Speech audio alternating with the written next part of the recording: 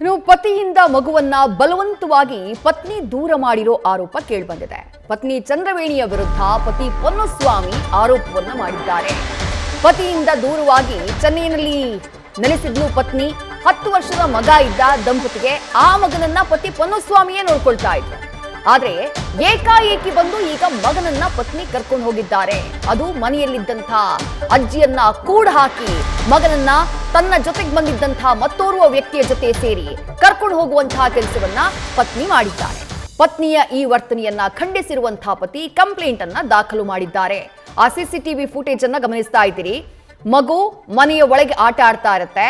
ಆಟ ಆಡ್ತಾ ಇದ್ದಂತಹ ಮಗುವನ್ನ ತಾಯಿ ಹಾಗೆ ತಾಯಿಯ ಜೊತೆ ಬಂದಂತಹ ಬಾಲರಾಜ್ ಅನ್ನುವಂತಹ ಮತ್ತೋರ್ವ ವ್ಯಕ್ತಿ ಇಬ್ರು ಬಂದು ಹೆಚ್ಚು ಕಮ್ಮಿ ಕಿಡ್ನಾಪ್ ರೀತಿಯಲ್ಲೇ, ಯಾಕಂದ್ರೆ ಅಜ್ಜಿಯ ಪರ್ಮಿಷನ್ ಅನ್ನ ತಗೊಂಡಿಲ್ಲ, ಅಜ್ಜಿಯನ್ನ ಮನೆಯಲ್ಲಿ ಕೂಡ ಹಾಕಿದ್ದಾರೆ. ಕೂಡ ಹಾಕಿ ಆ ಮಗುವನ್ನ ತಮ್ಮ ಜೊತೆ ಕರ್ಕೊಂಡು ಹೋಗಿದ್ದಾರೆ.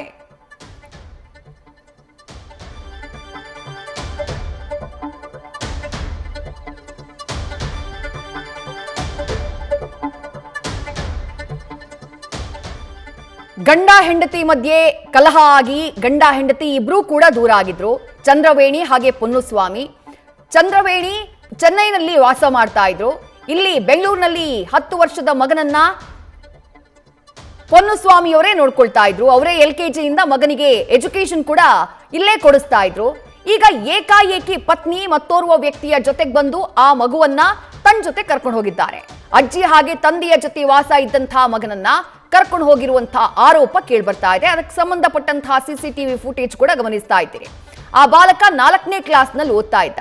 ಪೊನ್ನುಸ್ವಾಮಿ ಮನೆಯಿಂದ ಹೊರಗಡೆ ಹೋಗಿದ್ದಂತಹ ಟೈಮ್ನಲ್ಲಿ ಬಾಲಕುಮಾರ್ ಹಾಗೆಯೇ ಈ ಮಹಿಳೆ ಚಂದ್ರವೇಣಿ ಇವರು ಮನೆಗೆ ಎಂಟ್ರಿ ಆಗಿದ್ದಾರೆ. ಈ ಸಂದರ್ಭದಲ್ಲಿ ಮಗು ಹಾಗೆ ಅಜ್ಜಿ ಮಾತ್ರ ಮನೆಯಲ್ಲಿದ್ರು. ಮಗುವನ್ನ ಕರ್ಕೊಂಡು ಹೋಗಿ ಅಜ್ಜಿಯನ್ನ ಮನೆಯೊಳಗೆ ಹಾಕಿ ಬೀಗ ಹಾಕಿ ಹೋಗಿದ್ರಂತೆ ಇಬ್ರು.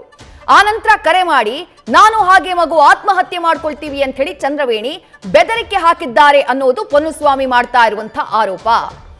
ಡೀಟೇಲ್ಸ್ ನಮ್ಮ ಪ್ರತಿನಿಧಿ ಅಂಕಿತಾ ನೀಡ್ತಾ ಹೋಗ್ತಾರೆ. ಅಂಕಿತಾ, ಅಪ್ಪ ಅಮ್ಮನ ಜೊತೆಗೆ ಬಾಳ್ಬೇಕಾಗಿದ್ದಂತಹ ಮಗು ಅಪ್ಪ ಅಮ್ಮ ದೂರ ಆದಂತಹ ನಂತರದಲ್ಲಿ ತಂದೆ ಜೊತೆ ಇತ್ತು. ಈಗ ತಂದೆ ಬಳಿ ಇದ್ದಂತಹ ಮಗುವನ್ನ ತಾಯಿ ಹೆಚ್ಚು ಕಮ್ಮಿ ಕಿಡ್ನಾಪ್ ರೀತಿಯಲ್ಲಿ ಕರ್ಕೊಂಡು ಹೋಗ್ಬಿಟ್ಟಿದ್ದಾರೆ.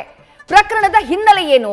ಈ ಕಿಡ್ನಾಪ್ ಮಾಡಿದಂತಹ ನಂತರ ಅಥವಾ ಮಗುವನ್ನ ತನ್ನ ಜೊತೆ ಕರ್ಕೊಂಡು ಹೋದಂತಹ ನಂತರದಲ್ಲೂ ಕೂಡ ಚಂದ್ರವೇಣಿ ಬ್ಲಾಕ್ ಮೇಲ್ ಮಾಡ್ತಿದ್ದಾರೆ ಅನ್ನುವಂತಹ ಆರೋಪ ಕೇಳ್ಬರ್ತಾ ಇದೆ. ಏನ್ ಡೀಟೇಲ್ಸ್ ಸಿಗ್ತಾ ಇದೆ ಅಂಕಿತಾ?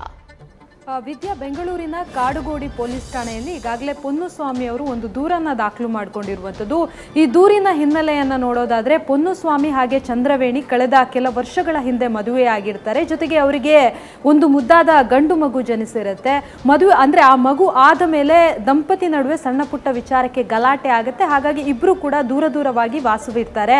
ಬೆಂಗಳೂರಿನಲ್ಲಿ ಪೊನ್ನುಸ್ವಾಮಿ ವಾಸವಾಗಿದ್ದರೆ ಚಂದ್ರವೇಣಿಯವರು ಚೆನ್ನೈನಲ್ಲಿ ವಾಸವಿರ್ತಾರೆ. ಅಂದರೆ ಆ ಮಗು ಹುಟ್ಟಿದಾದ್ಮೇಲೆ ಅದನ್ನ ಶಾಲೆಗೆ ಸೇರಿಸುವಂತಹ ಸಂದರ್ಭದಲ್ಲಿ ಬೆಂಗಳೂರಿನಲ್ಲಿ ಎಜುಕೇಶನ್ ತುಂಬಾ ಚೆನ್ನಾಗಿದೆ, ಹಾಗಾಗಿ ಬೆಂಗಳೂರಿನಲ್ಲೇ ನಾನು ಓದಿಸ್ತೀನಿ ಅಂತ ಹೇಳಿ ಪೊನ್ನುಸ್ವಾಮಿ ಅವರು ಹೇಳ್ತಾರೆ. UKG ಇಂದಲೂ ಕೂಡ ಬೆಂಗಳೂರಿನ ಖಾಸಗಿ ಶಾಲೆಯಲ್ಲಿ ಆ ಒಂದು ಮಗುವನ್ನ ಓದಿಸ್ತಾ ಇರ್ತಾರೆ. ಈಗ ಮಗುವಿಗೆ 10 ವರ್ಷ. ಈ ಟೈಮಲ್ಲಿ ಈಗ ಚಂದ್ರವೇಣಿ ಅವರು ಬಂದು ಮಗುವನ್ನ ಏಕಾಏಕಿ ಬಲವಂತವಾಗಿ ಕರ್ಕೊಂಡು ಹೋಗಿದ್ದಾರೆ ಅನ್ನೋ ಆರೋಪವನ್ನ ಮಾಡ್ತಾ ಇರುವಂತದ್ದು. ಅದಕ್ಕೆ ಪೂರಕವೆಂಬಂತೆ ಮನೆ ಒಳಗಡೆ ಅಂದ್ರೆ ಅವರು ಅಳವಡಿಸಿದಂತಹ CCTV ದೃಶ್ಯಾವಳಿಗಳಲ್ಲೂ ಕೂಡ ತುಂಬಾ ಕ್ಲಿಯರ್ ಆಗಿ ಗೊತ್ತಾಗ್ತಾ ಇರುವಂತದ್ದು. ಜೊತೆಗೆ ಆ ಒಂದು ಫ್ಲಾಟ್ ನ ಬೇಸ್ಮೆಂಟ್ ನಲ್ಲಿರುವಂತಹ CCTVಯಲ್ಲೂ ಕೂಡ ಮಗುವನ್ನ ಕರ್ಕೊಂಡು ಹೋಗಿರುವಂತದ್ದು ಕ್ಲಿಯರ್ ಆಗಿ ರೆಕಾರ್ಡ್ ಆಗಿರುವಂತದ್ದು. ಚಂದ್ರವೇಣಿ ಮಾತ್ರ ಅಲ್ಲ, ಇನ್ನೋರ್ವ ವ್ಯಕ್ತಿ ಅಂದ್ರೆ ಬಾಲರಾಜ್ ಅನ್ನೋನು ಕೂಡ ಆ ಸಂದರ್ಭದಲ್ಲಿ ಮನೆಗೆ ಎಂಟ್ರಿ ಆಗಿರ್ತಾನೆ. ಎಂಟ್ರಿ ಆದಂತಹ ಸಂದರ್ಭದಲ್ಲಿ ಮನೆಯಲ್ಲಿ ಅಜ್ಜಿ ಹಾಗೆ ಮೊಮ್ಮಗ ಇಬ್ಬರೇ ಇರ್ತಾರೆ.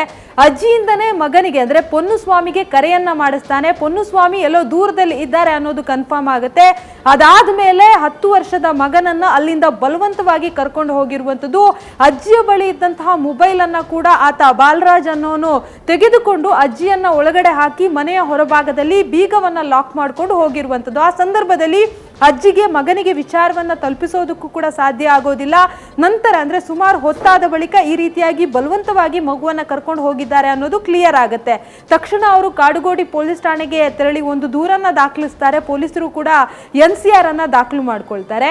ಅಂದ್ರೆ ಮಗುವನ್ನ ಚೆನ್ನೈಗೆ ಕರ್ಕೊಂಡು ಹೋಗಿದ್ದಾರೆ ಅಂತ ಕೂಡ ಹೇಳಲಾಗ್ತಾ ಇರುವಂತದ್ದು. ಮಗುವನ್ನ ಕರ್ಕೊಂಡು ಹೋದ ಮೇಲೂ ಕೂಡ ಕರೆಯನ್ನ ಮಾಡಿ ಬ್ಲಾಕ್ ಮೇಲ್ ಅನ್ನ ಮಾಡ್ತಾ ಇದ್ದಾರೆ. ಅಂದ್ರೆ ಒಂದು ವೇಳೆ ಪೊಲೀಸ್ ಅವ್ರ ಕಡೆಯಿಂದ ಏನಾದ್ರೂ ಕರೆ ಮಾಡಿದ್ರೆ ಅಥವಾ ನೀವೇನಾದರೂ ಕರೆ ಮಾಡಿ ಮಗುವನ್ನ ಕರ್ಕೊಂಡು ಹೋಗ್ತೀನಿ ಅಂತ ಹೇಳಿ ಏನಾದರೂ ಬಂದರೆ ನಾನು ಮಗುವನ್ನ ಸಾಯಿಸಿ ನಾನು ಕೂಡ ಆತ್ಮಹತ್ಯೆಯನ್ನು ಮಾಡ್ಕೊಳ್ತೀನಿ ಅಂತ ಹೇಳಿ ಈಗಾಗಲೇ ಬ್ಲ್ಯಾಕ್ ಮೇಲನ್ನು ಮಾಡ್ತಾ ಇರುವಂಥದ್ದು. ಸದ್ಯಕ್ಕೆ ಅಂದರೆ ಚಿಕ್ಕದಿನಿಂದಲೇ ಮಗುವನ್ನು ನೋಡಿಕೊಂಡು ತಾನು ಅಜ್ಜಿ ಜೊತೆ ಬೆಳೆದಂತಹ ಮಗುವನ್ನು ಈಗಾಗಲೇ ತಾಯಿ ಏಕಾಏಕಿ ಕರ್ಕೊಂಡು ಹೋಗಿರೋದ್ರಿಂದ ಪೊನ್ನುಸ್ವಾಮಿ ಅವರಿಗೆ ದಿಕ್ಕೇ ತೋಚದಂತಾಗಿದೆ.